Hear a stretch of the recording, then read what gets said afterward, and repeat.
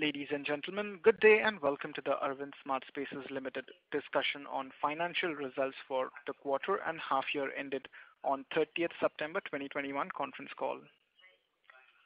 As a reminder, all participant lines will be in the listen-only mode. There will be an opportunity for you to ask questions after the presentation concludes. Should you need assistance during the conference call, please signal for an operator by pressing star then zero on your touchtone phone. Please note that this conference is being recorded. I now hand the conference over to Mr. Kamal Singhal, Managing Director and CEO. Thank you, and over to you, sir. Thank you. A very warm welcome to all of you, and thank you very much for spending time for this call. I will just go through some of the important developments which have happened at Arvind Smart Spaces in the last quarter and little before that. At Arvind Smart Spaces, one of the important milestones that we achieved is that we have completed the preferential allotment process worth 85 crore rupees in favor of HDFC Capital Advisors and the promoters. If you can recollect, last quarter the board had approved this transaction, wherein HDFC Capital has picked up in excess of 8% stake in the parent company, which is Smart Spaces. So that transaction per se, from all points of view, has been completed during the previous quarter, and consequently, Mr. Vipul Rungta has joined the board as a nominee director from HDFC Capital side. So extremely happy to share this information with you. And that is obviously brings two of the largest and the greatest brands in this country together to add a lot of value to all the stakeholders. So that is as far as this important information is concerned. Coming to the market side and the business side, last quarter and even before that, maybe couple of quarters, we've seen a very clear revival of real estate industry in the true sense. Obviously, COVID had an impact on everything that was being done. But nevertheless, the rebound has been truly widespread across markets and across segments also. We have clearly seen the impact of the revival in our numbers. From the industry standpoint, I think most of the segments in most of the cities and markets are now either very close to or they have already surpassed the levels of pre-COVID when it comes to fresh sales and even launches, and that is quite understandable. The pent-up demand is obviously there, and more than pent-up demand, I think it's also about customers' confidence, which is coming back into this segment as an investment class as well. So they see investing in real estate. They see now a very clear reason why they should be having bigger homes and now why they should be having a home at all, which is owned by them. So the overall demand and the consumer confidence is into a very, very positive trajectory. And in our understanding, the demand is organically growing, and it's also having an impact from COVID, where there is a positive impact in terms of people feeling the need of having houses which are a little bigger, or houses which are in the outskirts, houses which are little less densely populated, etc., etc. And that's driving the demand further. We also know that this is possibly one of the best times to buy houses. The affordability index, as everybody talks about these days, is at its best, possibly at its best historically, and interest rates are at all-time low. There are a lot of funds which are available, and funding a house is quite an option. The cost of owning a house, in terms of EMIs and percentage of income that one needs to share for the segment which is relevant to a consumer, looks very attractive. And the difference between the rental that one needs to pay and the EMI that one has to pay after having contributing to the initial investment in a house to be owned has narrowed significantly, and hence it makes a lot of sense for consumers and customers to buy houses rather than rent houses, and hence demand for new houses is kind of going into a very positive direction, so to say. So all in all, it's a very positive outlook that we feel, and with the structuring and formalization of economy and our segment per se, the branded and the organized players are seeing double benefits. One, the demand is up. Two, there is a clear preference of real estate as a investment class, etc. But at the same time, there is a clear trend of consolidation which are now happening. We all anticipate that to happen in some time back, but I think it's happening at this point of time. We can feel the difference there. People are clearly preferring to buy houses from players who have a credibility and legacy, etc. And also because of regulatory requirements and nuances getting added into the business per se, it makes much more sense for the landlords to rather involve a developer who has capability and systems and processes in place to do the business rather than everybody trying to do real estate on their own. And hence we see this kind of a consolidation where the smaller developers possibly are already kind of exiting, and the bigger and the more organized and formalized players are becoming more entrenched and more bigger in the sense of volumes, etc. So that's a great trend as far as Arvind Smart Spaces is concerned. We have also got some of the important milestones achieved in terms of our cash flow in the last couple of quarters. They've been extremely strong, which has resulted into our debt levels plummeting down to an abysmally low levels, which basically means that they save interest and they save costs, etc. That's one part of it. But the more important point here is that they also give us now a headroom to raise debt, fresh debt. Now that we are entering into the next orbit of our investment cycle has to restart. In fact, it has already restarted in one or the other sense already for us. But what it means is that we have a lot of scope now to pump in money from all the three possible sources. Internal approvals have been very strong in the last couple of quarters. We will share some information on that. At the same time, equity infusion has happened recently from promoters, HDFC Capital, etc. And a little more capital is anticipated in the next couple of quarters, etc. Along with that, there is a significant headroom to raise equity, debt, for example. So all these three sources make us believe that we have enough and more kind of fuel to take the investment cycle to the next level. And we've already started working around this. And we expect that a lot of action should happen on that in the coming quarters. And we've just about kick-started this growth kind of momentum in the last few months post-COVID. Coming specifically to the numbers, just to take you through some of those positive things first. Fresh sales has gone up by 64% for the quarter at 293 crores, which is this is for the first half, and for the quarter it has gone up by 17% at 184 crores. Similarly, collections have gone up very drastically, growth of 218% year-on-year for the first half at 280 crores, and for the quarter they stand 140% up at 161 crores.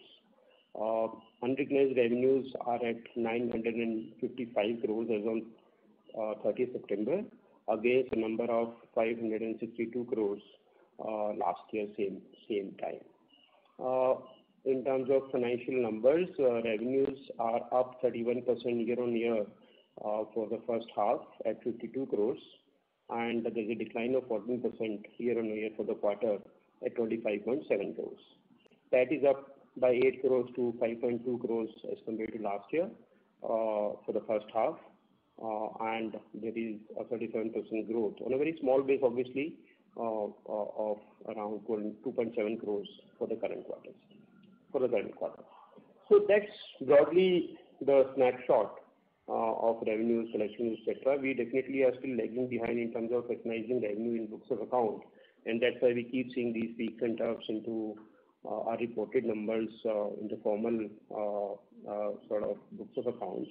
But nevertheless, the trend on fresh sales and bookings and investment, etc., is very, very encouraging. The company is at a very, very strong footing. The performance, operational performance, the sales performance, etc., is highly encouraging in the last couple of quarters. We've seen a very strong collection, very strong fresh booking, and hence we feel that this is the perfect time to get into the next orbit of investment and creating pipeline, which we are working around. And we very recently kind of started our investment cycle, as I just said before. So that's pretty much from my side. Maybe we can now take questions if you have any. Thank you very much, sir. Ladies and gentlemen, we will now begin the question and answer session. Anyone who wishes to ask a question may press star and 1 on their touchtone telephone. If you wish to remove yourself from the question queue, you may press star and 2. Participants are requested to use handset while asking questions. Ladies and gentlemen, we will wait for a moment while the question queue assembles. To ask a question, please press star and 1. First question is from the line of Rishikesh Oza from Robo Capital. Please go ahead. Hi, sir. So my question is, our high growth sales, they have dipped in this quarter. So if you could please comment on that. Sure. So last quarter, if you're comparing this with that, then it was a launch. I mean, after the launch, the momentum is very strong in our understanding, and we are selling fairly well there in any case. But obviously, as compared to a launch period, the stabilization period is supposed to be a little moderate, and that's what is happening. But otherwise, it's very, very encouraging. There's quite a few, there's quite a heavy traffic in terms of footfall and interest there, and we're selling very healthy. In fact, phase 2 of Hygrow, which is called Chirping Wood, essentially it's the same project. There also, the numbers could be actually read by clubbing these two, this one location, etc. We opened the next phase also of the same project. So all in all, it's pretty strong, and it's doing very well for us. Okay. So, sir, because, last year around 500,000 square feet you used to sell per quarter on average, and this quarter it is like around 28,000-30,000 square feet. So, when do you think it will bounce back again? For Hygrow? Yes, Hygrow. So, as I said, launch period always is supposed to be extremely different from a stabilized phase, and that's what is happening. This quarter, Hygrow and Chirping Woods put together possibly sold around 13 crores in this. And we target to sell around 5 to 10 crores a month in any case. So our 20-25 crores is a steady state sales, which is very healthy. 100 crore, 80 to 100 crore sales in one project at one location in an Ahmedabad market is supposed to be fairly decent. So averaging around 15-20 crores should happen, and it should continue to happen going forward. Oh, okay. But obviously it is going to be, or it's supposed to be reading a little low as compared to what the launch numbers were. Launch was extremely successful. It was it got a very, very high traction, and possibly one of the most successful ones for us. But now we're in steady state phase where the numbers are still very healthy, and we expect that the momentum will continue this way. Okay. Thank you, sir. Thank you very much. A reminder to the participants, to ask a question, please press star and 1. Next question is on the line of Shantanu Mantri from Think Investments. Please go ahead. Yeah. Hello, sir.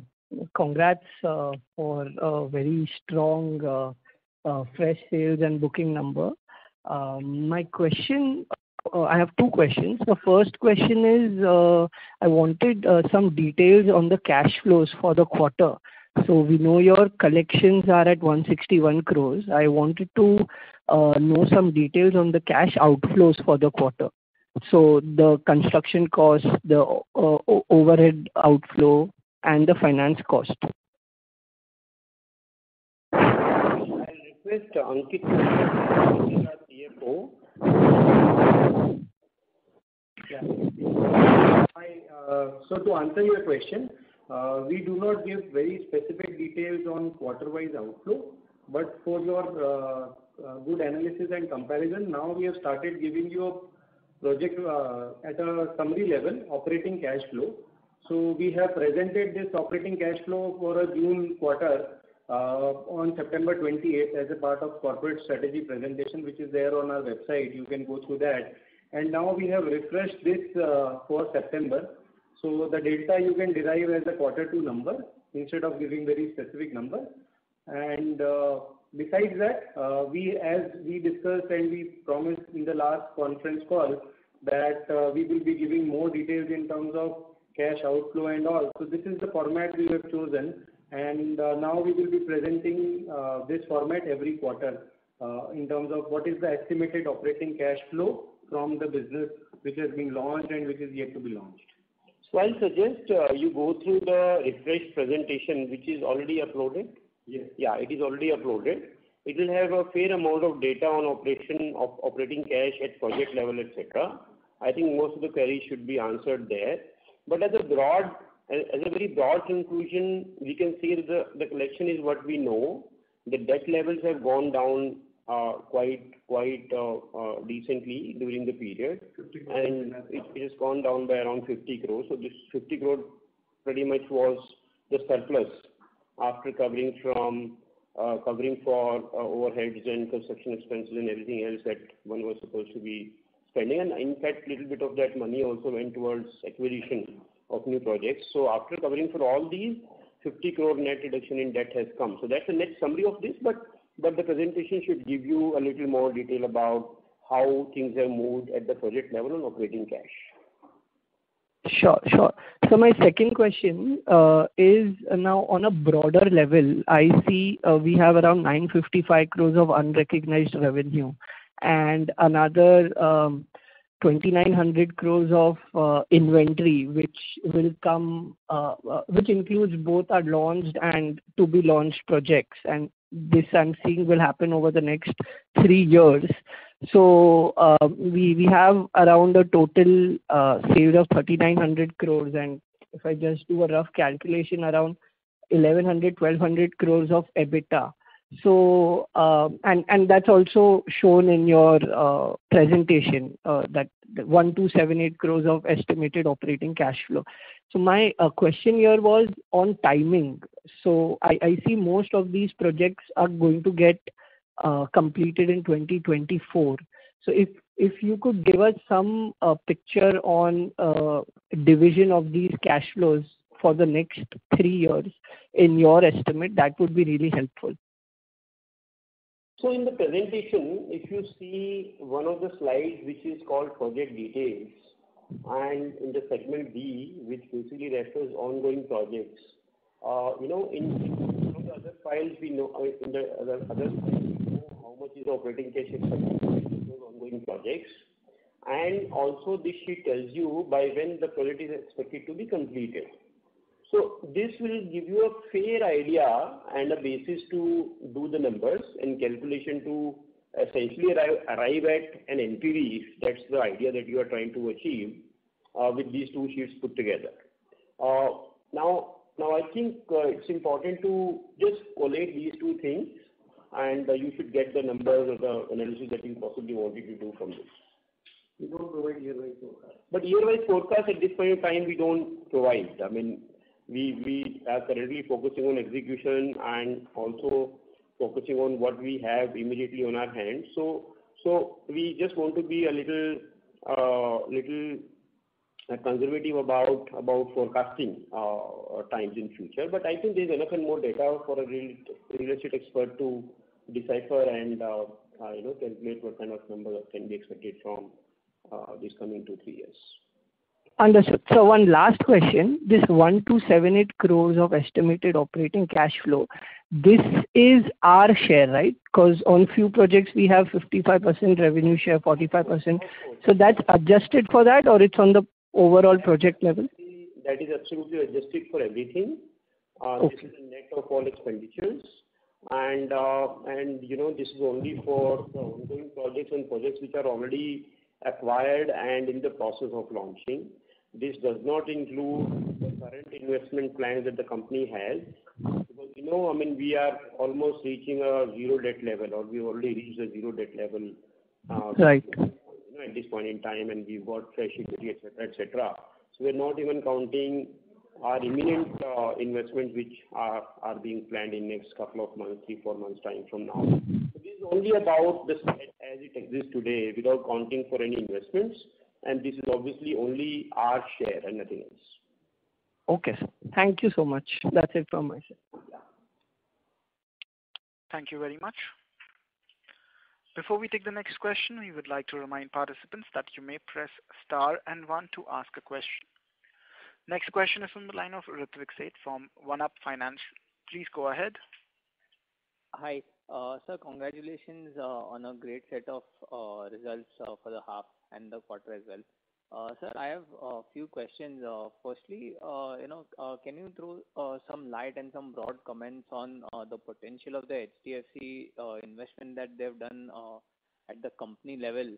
And our in the last few years, we have mentioned that our aspiration is to reach 1,000 crores. So with this investment, it looks more achievable, and already we are about 500 crores. So can you throw some light on that, and what could, and you mentioned that we are looking to change our orbit. So yeah, some broader comments on that. Yeah, so HDFC partnership is a very strategic one, and it opens quite a few avenues and competitive advantages for us. Together we can build a much stronger case for the stakeholders, consumers, and other stakeholders as well. HDFC, we started with a platform level partnership where they invested in a platform where and specific projects were to be taken together and the profits were to be shared. But this partnership quickly grew into a much bigger one, where they ultimately found value in investing into the company itself. This is one of those rarest of rare occasions as far as HDFC Group is concerned, for them to have a direct equity stake in a real estate company. I think this is their only second one in a long period of time that they have done like this. So that's a great satisfaction. It enhances the company profile and it enhances the credibility on one side. But at the same time, their nominee director, their MD and CEO joining the board of Arvind Smart Spaces adds a very different dimension to what all we could think of and what all direction that we can take. HDFC Capital is one of the largest investor in various kinds of asset classes when it comes to real estate, and their experience in not only identifying markets, their trends and their structuring capabilities, their capabilities to think through the funding side of it, and the market side of it, etc. This is enormous. And Mr. Vipul directly coming into the board and spending time with us, I think that in itself is a huge advantage. And we are and as I just mentioned, 1,000 crore obviously we are targeting in the short term, but 500 crores before that was an even more important milestone which we achieved last year, and now we have just about entered into the growth phase post pandemic. We definitely took a halt in terms of investing and taking up new projects, and naturally so, with a very conscious mind. We had money and we were continuously reducing debt at a pace which was very fast, and we are almost debt free now. But at the same time, we knew that investments have to continue. The moment we've seen this opportunity and the pandemic clouds are, so to say, very thinned out, we are into a very aggressive mode of credit acquisition now.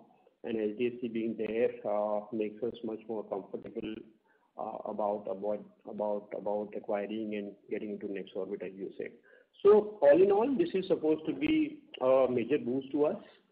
We have now enough and more fuel to invest, and that's the task going forward in next 3 to 4 months.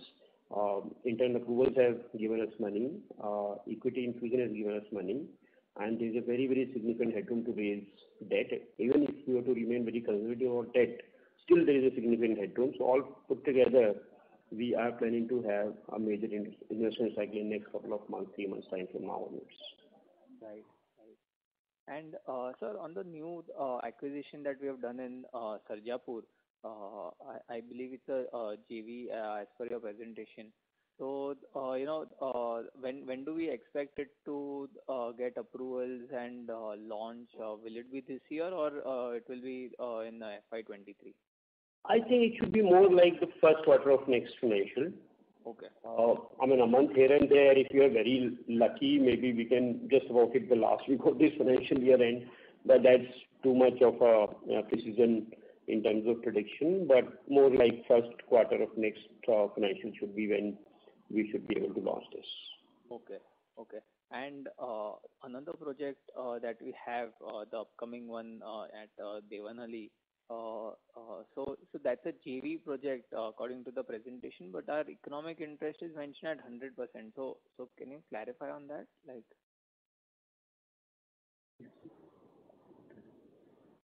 Just one second. Just give me a second. I'll just go through this.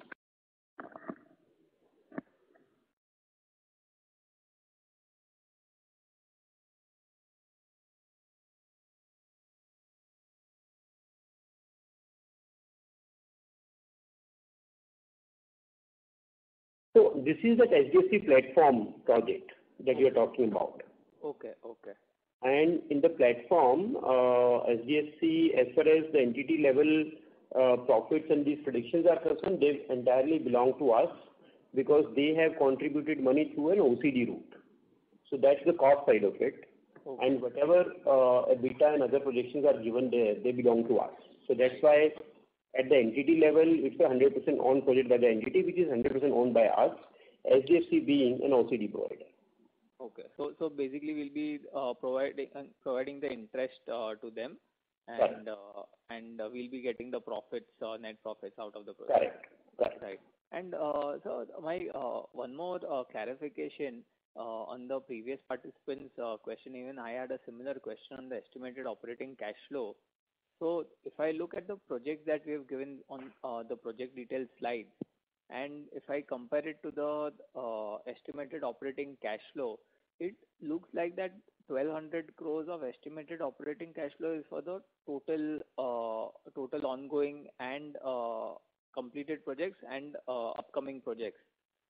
So, is that understanding right, that this is for the entire, and then the JV share will have to be reduced from this JV share and DM share in the respective projects? No, you don't have to reduce that from the numbers. These numbers are net of what is supposed to be coming from here onwards, which belong to Arvind Smart Spaces only. So it's all netted off from everything that we've received so far, and it's also netted off against anything that we have to pay to landlords, etc. Okay. Okay. Okay. Probably I'll connect with Ankit offline on this. Sure, sir. You can take more information. There's little more detail available there in the presentation. But I think if you need little further assistance on that, you can always get in touch with the office, Ankit included, and we'll be happy to provide you clarification on this. Sure. And just one last question on the project's pipeline that we would be exploring. So, would it be possible to share what kind of projects and locations also we can go for with HDFC coming in now? Would we stick to 50 to 70 crores of land parcel acquisition and build on that, or we would go for larger projects and larger JV JDAs going forward? So there are two aspects to the project acquisition strategy. One is that we will be remaining focused on a few things. One of them being residential as our primary segment. So that will remain as it is, broadly speaking, unless there is an adjacency or that kind of a situation where we do some small piece other than residential. So that's one that remains as it is. Second is the geographical focus. So we intend to significantly go deeper into the geographies that we are in, which is Bangalore and Ahmedabad primarily, and now Pune. We've just kind of done some sort of development in Pune. We wetted our feet there, and now we understand the regulatory environment better. So we think that it's time for us to possibly dive deeper into Mumbai, outskirts of Mumbai naturally, and Pune.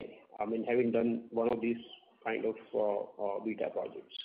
But apart from that, we really think that going too horizontal, too much wide will not be a great idea at this point in time. Every geography is a new geography with its own nuances, and hence primarily we'll focus on our existing markets, which is Ahmedabad, Bangalore, and Pune, of course, and as a geographical adjacency, maybe MMR, the outskirts areas, possibly something that we'll start looking at from here onwards. So going forward, you might see action in MMR in Pune, apart from further level of investment that we intend to do in a very strong way in the existing markets of Bangalore and Ahmedabad. Okay. So would it be fair to assume that on our new JV, JDA, and even buying land parcels, we can spend about 250 to 300 crores with the kind of collections which we have on an annual basis, or in that range, and then construction cost of around 200 to 300 crores from FY23. Would that be a fair assessment? You are saying 250 crores for a project, or in general for the whole period you are saying? Cumulative, say, for a few projects acquired outright, and for JV, JDA as business development, and construction cost of 200 to 250 crores on an annual basis.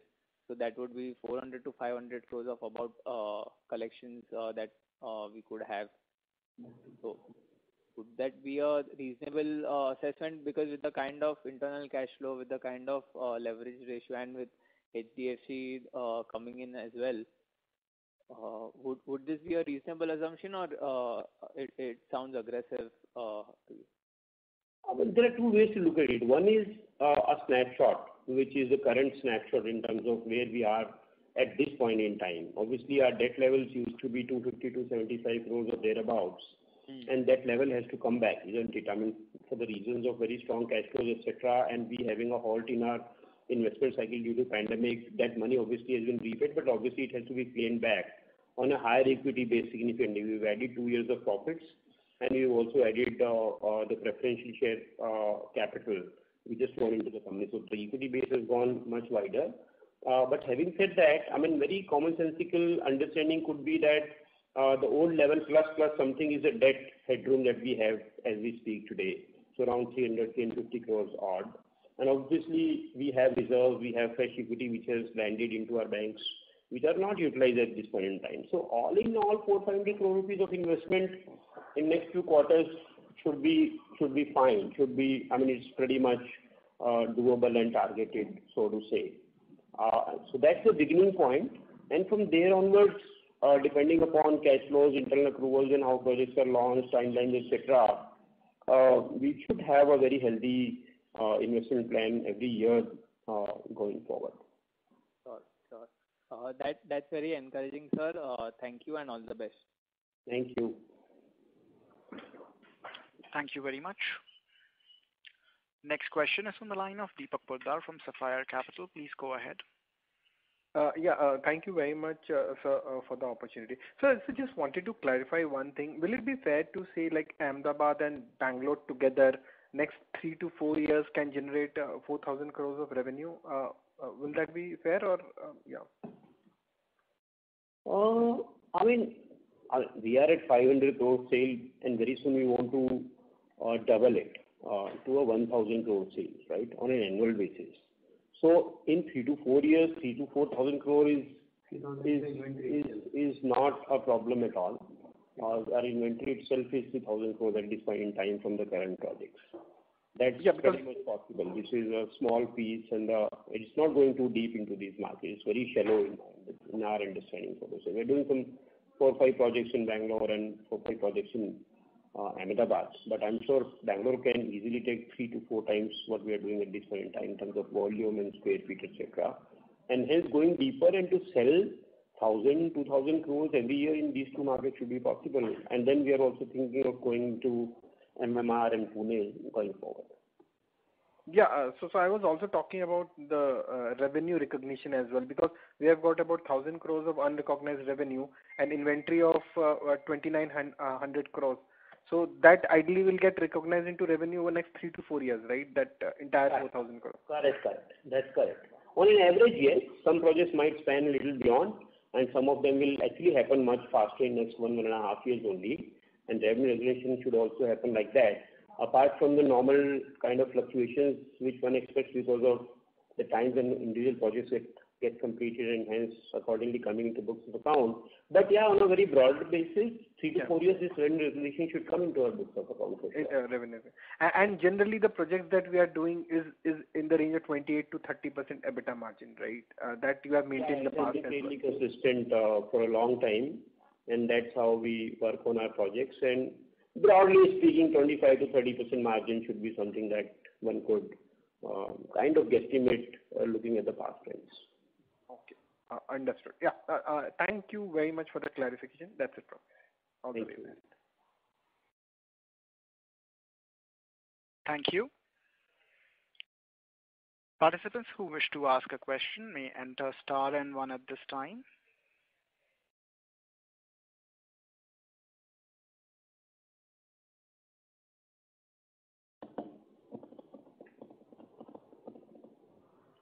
Next question is a follow-up from the line of Ritwik Seth from One Up Finance. Please go ahead. Yeah. Hi. Thanks for the follow-up. So this 1,000 crores of sales value, can we do it by FY24? Like FY22 would be about 450-500 crores, so doubling in 3 years. FY25. Will be a bit louder. I'll tell you what he said. 1,000 crore top line, is it possible to be achieved in the financial year 24 or 25? We are investing. we have been. Sorry. Yeah. So we have been growing on an average. There will be obviously yearly fluctuations, but generally we have been growing at around 30%. And hence to double in 3 years should be absolutely possible. And if we are investing so heavily at this point in time, fresh launches are a very major source of fresh bookings, and that's what we are expecting to go up very significantly in next 6 to 8 months time. And the investment pipeline is very, very strong. So normal growth would have taken 3 years to double. That's what we have been doing for the last 8-9 years at that rate. But because the investment cycle is changing and possibly it is stronger than what we have been doing in the past, there's a chance and reason to believe that we could achieve it earlier. Okay. And sir, just one more clarification on the estimated operating cash flow. So if I do a back of the envelope calculation, it seems that the receivables from the sold units along with the unsold inventory that we have and the balance cost to be incurred from the completed and ongoing projects is about 800 crores for the total projects that we have mentioned. So and 400 crores for the upcoming 400 to 450 crores for the upcoming projects, the surplus. So something is not adding up. It seems like because the estimated operating cash flow for the entire projects mentioned is about 1,250 crores. And we'll have to reduce that significant portion of the JV share, and in projects where we have DM fees only, we'll be getting only 10%. So that will also significantly reduce. So the column which basically reads as balance cost to be incurred comprises of whatever we have to pay to our JV, JT or DM partners. So this 2,300 crores will also include 90% of the money that we have to pay to the DM project, and this 1,278 will only include 10% DMC as far as we are concerned. So obviously, normally the cost to do project, construction, etc. can't be 2,300 from this volume. Right. Yeah. Basically, this is the land component included for the JVs, JDs, and DMs, which makes this number a little higher in terms of proportion. And hence, once you take that into account, the numbers start making sense. And that's how we are left with 1,278 crores to be our net cash flows. Okay. So I'll probably take it offline with Ankit. Sure. No, if you need any clarification, Ankit will be happy and will take and clarify this table. Yeah. But as a matter of fact, you can just keep that in mind that 1278 takes into account construction cost, overheads, selling, distribution, or whatever cost that we incur, along with the land cost, including the share of partnerships, and all that is accounted for in 2,300 crores plus the construction cost, etc. And 1278 is net of that. Right. So gross level, once we complete all the projects that are listed here, we'll realize this amount. Right. Absolutely. At project level, yeah. Correct. Absolutely. Okay. And sir, one last question: what would be the cash tax that we would be paying? Sorry, what will be the cash tax rate for us? So cash tax is paid based on the accounting profit. So for all the companies, it has to be paid as per the profit which is recognized in the P&L. So if there is a delay in revenue recognition or it is on a completion method, the cash outflow for taxation will come at that point of time. Okay. So we pay tax when we recognize. Yeah. As per the books of account. To that extent, there is a delay in paying tax. Right? To a certain extent, what will happen is there are various structures where LLPs, we would have to pay tax basis certain different other than Ind AS, which is on a POCM method. So their tax is preponed to a certain extent. So wherever the projects are happening at LLP level or LLP entity, which used to be a pretty prevalent practice for us, of late we are doing more projects directly into the company, so the tax rates are also more efficient there, a tax rate of 25%, etc. But also in case of company where we pay 25%, we pay taxes when we recognize, which is significantly later after the completion of the project. Till that time it remains in WIP. And hence practically, the recent projects and most of the recently done projects, it will be paid later based on completion. But in case of LLP, there is a provision where we have to pay, irrespective when we recognize, we have to pay based on the old POCM method. Because their books of account works. Yeah, their books of account works on POCM only. Okay. But going forward, you are right. I mean, the point here is that the tax payment generally will keep on gravitating towards the completion method. When the project gets completed, you in one shot pay as far as cash outflows are concerned as tax for the project. So it would be 25% once we recognize the revenue in our books of account. Correct. Yes. Okay. Thank you, sir. Thank you. Thank you. Next question is from the line of Shantanu Mantri from Think Investments. Please go ahead. Yeah, thanks for the follow-up. Actually, the previous participant, he asked the question I wanted to ask, but I just have I want one clarification. So when we're talking about this 1,000 crores run rate, this is basically your fresh bookings for the year, right? So we are at 500 and our short-term target is to go to 1,000 crores, right? Correct, yes. And with the kind of investments and new launches and the HDFC partnership and all, going to an annual rate of 3,000 crores in the next 3 to 4 years is achievable, right? Not 3,000 crores. We are at 500 crores. Mm-hmm. At a 30% growth rate, it should take around 3 years to double it. Right. All these initiatives, the 3 years should be, sort of shortened to the extent possible, and there is a likelihood and possible reason to believe. But 3,000 crores obviously is not going to be happening in 3 years. That's going to take time. And those are projections in time based on the growth rate, etc., etc. We have not really talked about it, but that's a guesstimate one has to make, yeah. Sure. Thank you so much. Thank you. Thank you. The next question is on the line of Karthikeyan from Suyash Advisors. Please go ahead. Yeah, hi. Thanks.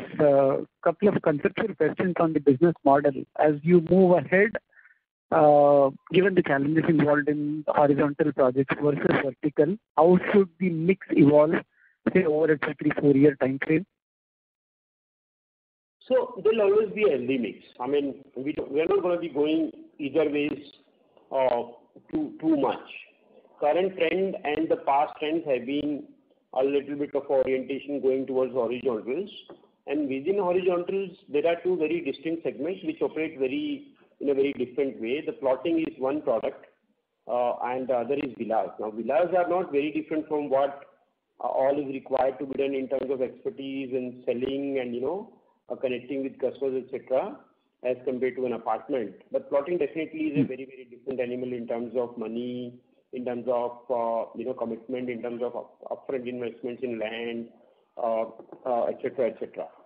So I'll rather say there are three segments. One is the absolute horizontal, which is plotting. Second is a villa or a low-rise segment. And third, the apartment, which is high-rise, say 10, 20, 25 floors, etc. So within these three, I think will be fairly balanced. There will be a little more orientation towards the segment 1 and 2, which is plotting and villa, for reasons that we have analyzed ourselves here for the company and the direction that we want to take in next few years. But nevertheless, construction-oriented projects like a high-rise, etc., even if there is a little bit of a pause, not a pause, but a little less concentration on those. But nevertheless, eventually and in the long term, they will remain a very important piece in our portfolio. Right. So, is there a pipeline for especially plotting that you could share? I mean, some sense of visibility. What kind of acreage would you be able to aggregate? So the two projects that we did in the last quarter, etc. One is an absolute plotting product where approximately little less than 40 acres is already acquired, and we are at a fairly advanced stage of getting the conversion, etc. done, and we'll launch phase 1 very soon, possibly in the first quarter of next year. And we are trying to almost double this size in terms of the land volume. So from 40, maybe the idea and the opportunity is to add another 40, 45, 50 acres. That becomes a fairly large investment into plotting. This land costs somewhere around little less than 2 crores an acre. So this will be a good 150 to 200 crores of investment in land at one place for plotting. So that, and it's a very promising location, and we know that there are quite a few success stories around. So that's one. The second one is in segment B, as we just discussed. It's going to be a very heavy villa product spanning across 18 acres on Sarjapur Road. And that's how we've acquired. So this gives a fairly good indication of the orientation which is currently going on, and we're focusing on similar projects, but we're keeping an eye open for high rises also. But yeah, I mean, you can assume that pretty much similar projects are expected to happen in next few months. Interesting. And it doesn't bother you that the revenue can become a bit lumpy given the nature of the product? Or do you believe that there is sufficient traction in demand for being able to have a smooth run for a point of time? On A&D, that is. Can you repeat your question? I mean, yeah, what exactly is the... What I asked you was that, the land development kind of projects can be somewhat lumpy in nature in terms of traction. So I'm asking you in that context, between being able to, sell apartments much more easily versus such projects, does that bother you? Doesn't that bother you both ways? Both the products and the segments have their own nuances. There are pros and there are negatives about the products. In land-oriented products and projects, there's always a higher investment involved in buying the land for sure. But that's where your JV-JD models come into play. If you can lock large land parcels through JV-JDs, then even the upfront investment goes down. Of course, you have to share value from what you create on those agreements. But having acquired a land which is not too large, which is not too unmanageable for the balance sheet and from a micro market sizing point of view, once you acquire those projects, the investment or the contingent liability in construction goes down dramatically. To that extent, in fact, they are pretty de-risked. and you can phase them out as per your wish. So if suppose, generally speaking, you buy 100 acres, you can pretty much launch 20, sell it very, very quickly and start spending money only on 20 and keep moving ahead, That doesn't happen in a construction-oriented product. If you commit 3 towers, you pretty much committed 100 crores in construction to start with, even if the land value is low. And land is less perishable than the construction, in our understanding. So, in fact, risk profile goes down when you are horizontal, and it actually goes up when you are more vertical. But as I said, there has to be a very, very judicious balance in this approach. We are a little more heavy on horizontal at this point in time. The strategy has really clicked for good reasons the last 3-4 quarters that we saw, and that's one of the reasons we could achieve this 500 crore sale comparatively quickly against what we had imagined at the beginning of the year. But that's how we want to consolidate. We believe that horizontals are very important and they have to be a very healthy proportion of our overall portfolio. Fantastic. That's very helpful. Thanks for the elaborate answer. Thank you. Thank you. Thank you very much. We would like to remind participants to ask a question. Please enter star and 1.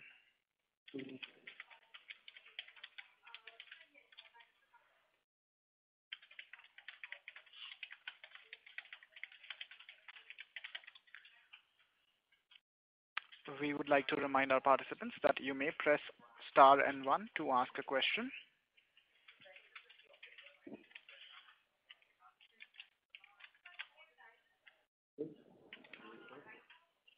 If there are no questions, maybe we can conclude. Would you like to add any closing comments, sir? Sure. So thank you very much, all of you, for sparing time and asking some very, very relevant questions. We'll be very happy to give further clarifications on anything which is left during the call. Call is a small window, but we are always there. The department is there.